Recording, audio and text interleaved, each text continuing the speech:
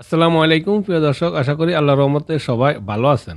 আমি আজকে বানাবো খুবই সহজ এবং সাধারণ আর মজাদার একটা রেসিপি, তা হলো রুই মাছ ভুনা রেসিপি। রুই মাছ আমরা অনেকে অনেকভাবে ভুনা করি, তাই আজকে আমি রুই মাছটা কীভাবে ভুনা করছি এবং এই রুই মাছটা খাইতে অত্যন্ত মজা, গরম গরম ভাতের সাথে আপনারা পরিবেশন করতে পারবেন। আশা করি রেসিপিটা আপনাদের পছন্দ হবে। তাহলে চলুন রেসিপিটা দেখেন। এখানে একটা সসপ্যান আমি কিছুটা তেল গরম করে নিয়ে নিছি অলরেডি।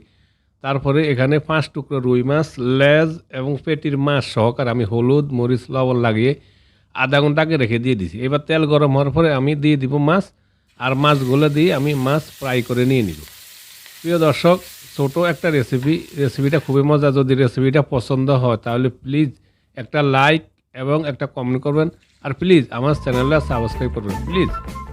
এবার আমি মাছগুলো দিয়ে দিলাম। কিছুক্ষণ পর মাছ এক সাইড হওয়ার পরে আমি মাছগুলো এবার একটু উল্টিয়ে দিব। উল্টিয়ে দিয়ে অপর সাইড এভাবে একটু হালকা কালার করে ভাজি করে নেব। দেখুন মাছের সুন্দর একটা কালার আছে। আপনারা এরকম কালার করে মাছটা ভাজি করে নেবেন। এর চেয়ে বেশি কালারের প্রয়োজন নেই, এর বেশি কড়া ভাজি করার প্রয়োজন নেই। মাছ ভাজি হয়ে গেছে, এবার আমি মাছগুলো সম্পূর্ণ উঠিয়ে নিয়ে নিলাম। আর সেম প্যানে আমি এবার দিয়ে দিব 2টা মিডিয়াম সাইজের পেঁয়াজ আর 3-4টা কাঁচামরিচ করছি।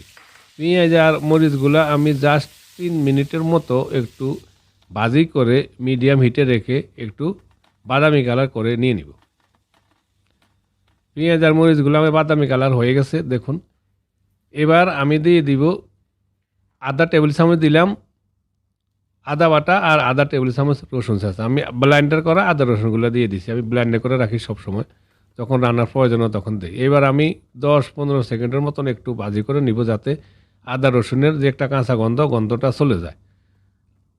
তারপরে আমার আদা রসুনটা ভাজি করা হয়ে গেছে। এবার দিয়ে দিলাম 1 চা চামচ হলুদের গুঁড়া, 1 চা চামচ লাল মরিচের গুঁড়া, 1 চা চামচ জিরা গুঁড়া, আর 1 চা চামচ দিলাম ধনিয়া গুঁড়া, আর দিয়ে দিলাম কিছুটা পানি, আর দিয়ে দিলাম কিছুটা স্বাদ মতো লবণ। লবণটা আমি প্রয়োজন হলে পরে আবার দিব। আমি পানি দিয়ে দিলাম যাতে মশলাগুলো পুড়ে জ্বলে না যায়। এবার আমি ভালো করে মশলাগুলো প্রায় 3-4 মিনিট কষিয়ে নিয়ে নিলাম। ভালোভাবে এভাবে একটু মশলাগুলো কষিয়ে নিয়ে নিব যাতে মশলার গন্ধ না থাকে। তারপর আমি অ্যাড করব কিছুটা গরম পানি।